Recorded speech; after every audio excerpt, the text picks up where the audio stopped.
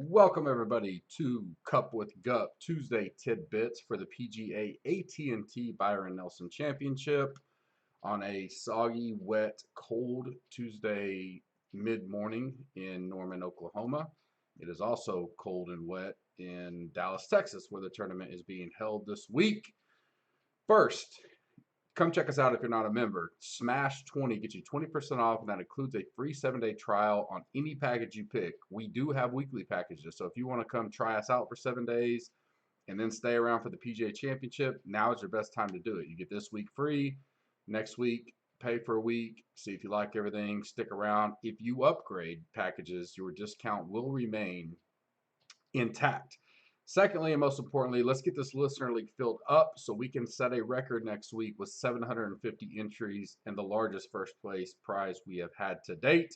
But I need this filled early as possible to prove to DK we are all about it. We had 700 for the Masters, filled it super easily. Only 500 this week, so we should be able to knock this out pretty quick. 1K to first place this week, flat payouts, limited rake. And if you're listening to this and you finish inside the top 3, shoot me a DM and I will get you $50 credit to the GC store on the website. You do not have to be a member to get that credit. So if you finish top 3, you have to DM me though, let me know, and I will get you the credit sent to you. YouTube comments. Leave in your comment, like and subscribe to this video first and foremost, and then leave in the comment your favorite fade in the 10K range. Not named Dustin Johnson, who is no longer playing in the tournament, as we talked about yesterday. iTunes, rate and review us. If you forgot, don't remember, hadn't done it, go ahead and do it again. Doesn't hurt.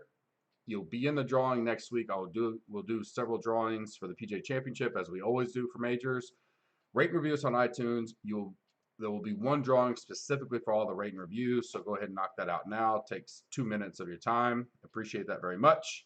Now let's get to the tidbits. As always, this will be a 5-7 minute video. I will have Wednesday mover and shakers back, barring no power outages, which I don't anticipate, although I didn't anticipate it last week. So should have that out tomorrow morning as well. Probably the first 2 things, I watched a handful of the pressers, obviously some pods. I start on Tuesday mornings when I go to the gym.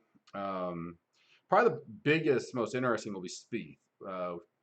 As we found out today, he did get COVID. That's why he hasn't played. I don't think that was really out anywhere. I didn't know it. I just assumed he was taking a little break, but he mentioned he would not. He definitely would have played Tampa had he not got COVID. He didn't want to take this big of a break off. He mentioned his words, not mine, shake off the rust this week. At his price tag, that worries me. I currently had him highly projected, which I'll talk about in just a second. I don't know how that'll change I think in the larger GPPs and stuff, the big $15 or whatever flop shot, I don't imagine he'll get too much of a hit. Just Dallas narrative. He's popular in general. I could see some of the 1-3 max stuff. Guys going, I don't really want to risk that at 10-7. I'd rather pay 300 up to Rom, maybe drop down to Berger. The other one's Matsu. I think Matsu, admitted that he really hadn't practiced much, and he practices a lot, robotic, that kind of stuff. I could see him at 10-3, excuse me on that, being a little rusty as well. I would much rather probably play Matsu than Spieth at this point. I don't know if I'll get to either. I think Matsu would be less owned in general. I think he was going to be low owned no matter what going into the week, so that really doesn't change my mind there. Spieth, I definitely had as probably a top 3 ownership. I was banking on that, probably top 5 for sure. I'll be interested to kind of see how I feel that changes as we go through the day and night tomorrow. I still think he'll be high owned. I don't know but that's only going to increase the popularity of, Rahm and Bryson. Bryson, who I have number 1. My top 10 right now, no specific order, was Bryson, Scheffler, Willie Z, Rahm, Peters, Siwoo, Spieth, Doug Gim, Palmer in Vegas. Most of those not a surprise. Some Texas ties there. I don't know if Vegas, these are all flirting with other guys that are right there. I do think Palmer would be pretty popular. We know he has a course record there. I think Siwoo would be popular. I think Bryson, Rahm for sure, Willie Z, Scheffler, all those guys we knew. Garcia's one that I'm interested to kind of see where he comes in. Kind of going under the radar. Talk about that in a second. But in general, and you kind of already heard the pulse. I mentioned it on the pod yesterday. We have, such a top heavy concentrate on solid plays and not very comfortable down. It's typically in these weeks, like I would never think about playing a Bryson. I'd be like, but it's bit me twice when we've had these similar setups. Webb and Bryson in the fall, I completely faded them and they won the tournament. The only difference in those were they were clearing away above, most of the field. Here you have like Bryson, and you still got Rom. I think Rom will pick up some of the speed ownership of guys that are like, I don't know if I want to risk, a guy that's been coming off COVID, yada yada. Um, and so I think, Bryson could be 25, 28% in that range. I think Rom will be pushing 17, 18, 19%. Um, Spieth, I still don't know if I'll bump him below 20, but he'll be up there. Scheffler's going to be up there for sure. Willie Z, I think will continue to steam up, even though coming off the miscut, I do have him a little less than that right now. Brooks is probably one I'm interested to see what comes of him in general. He's the guy I got my eye on right now, on this Tuesday, as far as moving up the board a little bit for me. A guy that I think will be half the ownership of a Bryson type. He's $1,300 less. I'll take a chance on that, just like last week with Rory. No one wanted to play Rory. He was 10 to 11%, depending on which contest you're in. I'll take those chances. But there'll be spots that I think you'll have to eat some chalk this week because there's just so much concentration up there. You're going to have to pick the ones you want and move off the ones you don't, and you know have a little uncomfortability, or have some of all of them, which is not something I really preach a lot of, and then get real tight on who you're going to take a risk on in the, call it, low 8s, 7s, and even some 6s. Instead of spreading out down there, maybe we get tighter there and just say, all right, I'll have a little bit of all these guys up here, not all of them, but the guys I like up top in the 9 and 10s, and see how it goes. It's something I'm going to work on today and definitely bring to the table for the Glorious Nucleus Triple G articles, and then tomorrow's E9 and all that kind of stuff. So potential sleeper low own for me right now. Wes Bryant, I talked about yesterday, probably going to be 1-2%. Cam Champ, I don't think he's going to get much over 7%, 8% max. So I like him. I like the way he sets up here. Danny Lee definitely has played this course. $6,700. We're struggling to find guys on there. I probably got him 2 to 4%.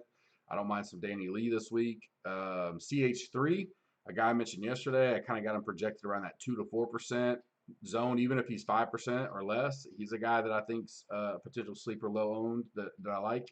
And then Patrick Rogers, I was kind of indifferent on, but I don't know if he's going to hit 3%. So, yeah, he struggled one round last week, but he played pretty decent. He's 36 in the stats. I have him moving up.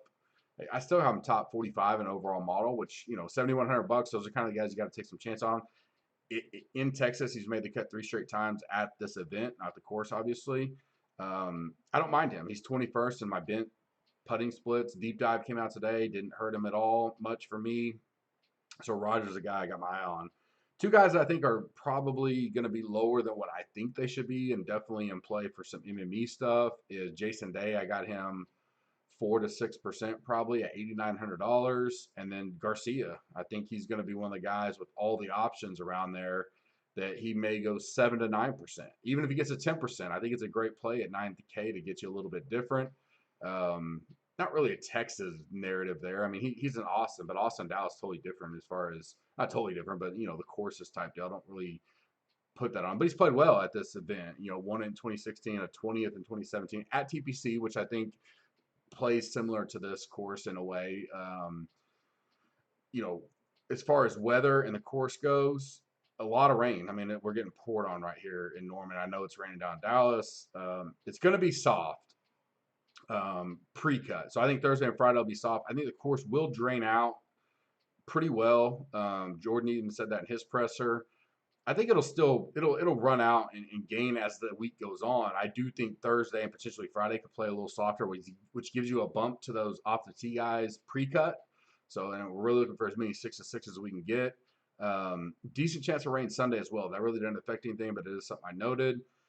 So in all, I think we definitely bombers. And even more, I look into it. I think, and this isn't shocking to anybody in the industry, but I do think we're going to have a 18 to 22 under type win.